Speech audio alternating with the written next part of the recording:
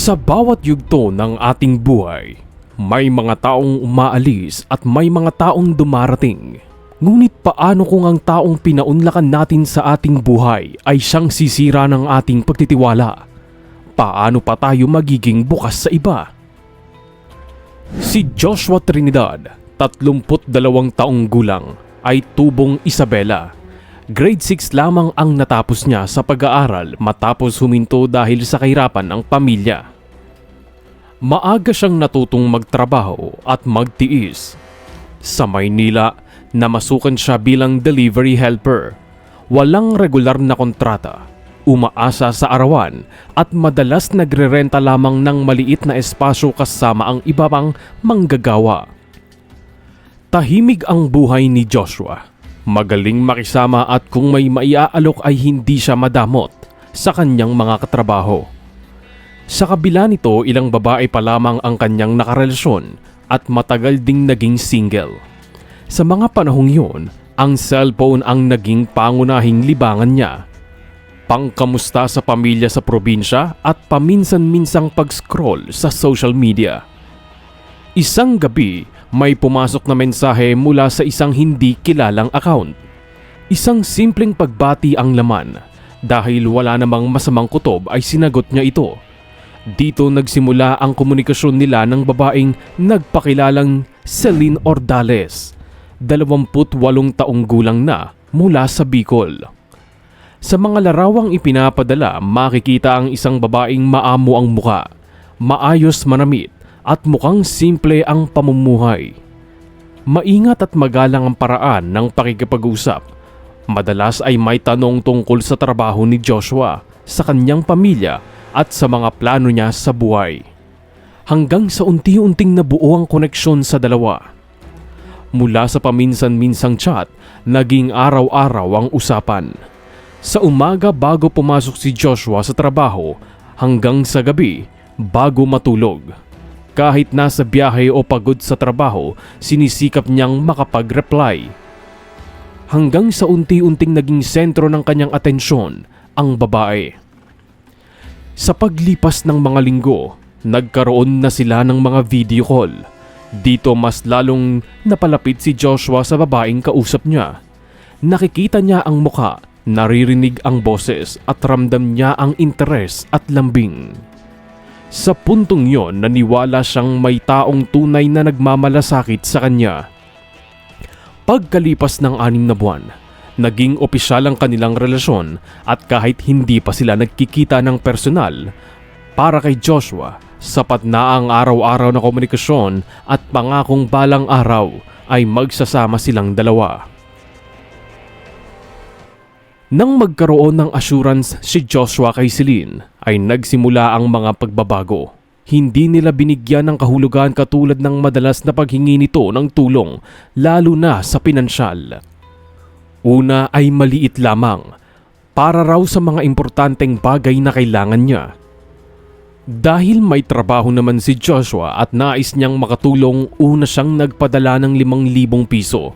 Hindi nagtagal, sinundan ito ng iba pang padala, pang grocery, load, pamasahe at minsan ay para sa gamot ng pamilya. Sa bawat hiling, may kasamang paliwanag. Sa bawat padala, may pasasalamat. Para kay Joshua, hindi yun simpleng pera. Pakiramdam niya ay may silbi siya sa buhay ng isang tao. Sa kabila ng maliit niyang kita, inuuna niya ang pagpapadala kaysa sa sariling pangangailangan.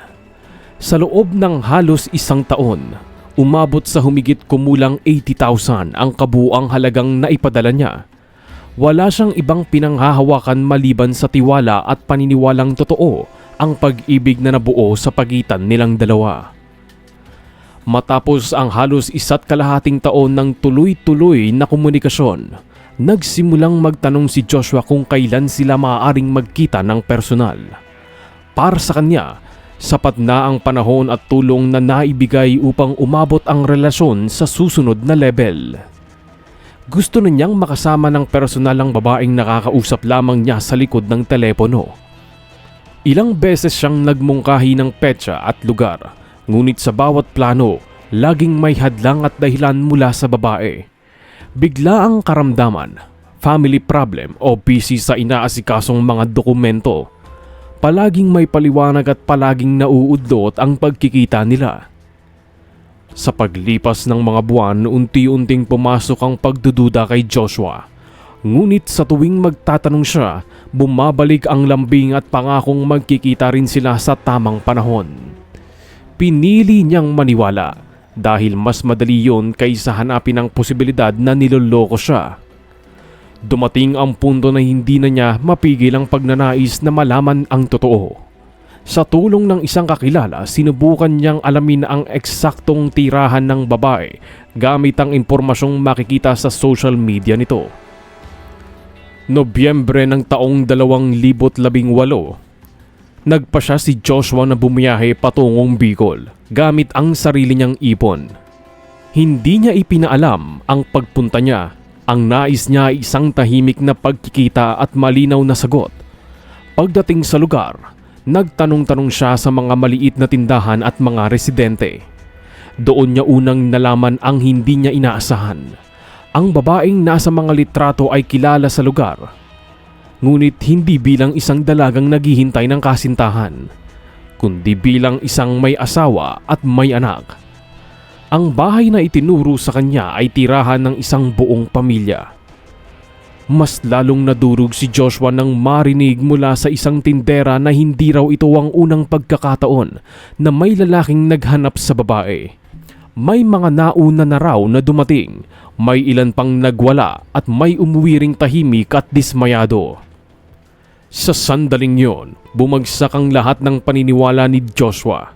Ang mga mensahe, tawag at pangakong binuo sa loob ng isang taon ay unti-unting nagkawatak-watak. Hindi lang pera ang nawala sa kanya, kundi ang tiwala sa sarili at paniniwalang may taong tapat na nagmamahal sa kanya. Gayunpaman, tumuloy siya sa lugar upang marinig mismo ang katotohanan. Sa bahay ni Celine Ordales na kilala sa lugar bilang Celine Valdemor, tumawag si Joshua at makalipas ang ilang sandali ay humarap ang isang babaeng pamilyar sa kanya. Noong una ay makikita sa mukha ng babae ang pagkagulat, ngunit kalaunan ay napalitan ito ng tila pagtataka. Itinanggi ng babae na kilala siya ni Joshua. Kahit pa inilatag ni Joshua sa harap ng babae ang mga patunay ng kanilang matagal ng pag-uusap, ay nanatiling matatag sa kanyang paninindigan si Celine. Sinabi niyang baka ginamit lang ng iba ang kanyang pagkatao para manloko. Ngunit hindi naniwala si Joshua. Lumabas ang asawa ng babae at doon naging mas tensyonado ang sitwasyon. Ipinakita ng lalaki ang galit at pananakot. Sa kabila ng mga ebidensyang hawak ni Joshua, wala siyang kapangyarihan sa sandaling yon upang pilitin ang katotohanan. Hiniling ni Joshua na ibalik ang lahat ng perang naipadala niya, ngunit wala siyang nakuha kundi pagtanggi at pang-iinsulto. Sa paningin ng mag-asawa, isa lamang siyang estrangherong gumagawa ng gulo.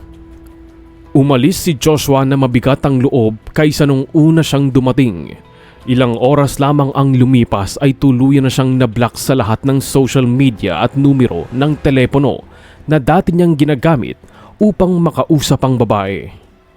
Nawala ang huling linya ng komunikasyon na matagal niyang pinanghahawakan. Nang gabing yon, halos hindi siya nakatulog. Ang galit ay humalo sa kahihiyan at panghihinayang. Doon niya napagtanto na kung mananatili siyang tahimik, magpapatuloy lamang ang panloloko at may iba pang mabibiktima. Unti-unting napalitan ang kanyang galit ng isang malinaw na pasya. Kung hindi maibabalik ang nawala, kailangan niyang igiit ang hustisya sa tamang paraan. Ilang araw matapos ang kabiguan, nagpasya si Joshua na huwag hayaang matapos doon ang nangyari. Sa halip na bumalik sa probinsya o itago ang kahihiyan, dinala niya ang kaso sa mas formal na direksyon. Dumulog siya sa mga otoridad sa Maynila at isinalaysay ang buong detalye ng panloloko. Mula sa unang mensahe sa social media hanggang sa huling araw ng pagtanggi at pananakot na naranasan niya sa Bicol.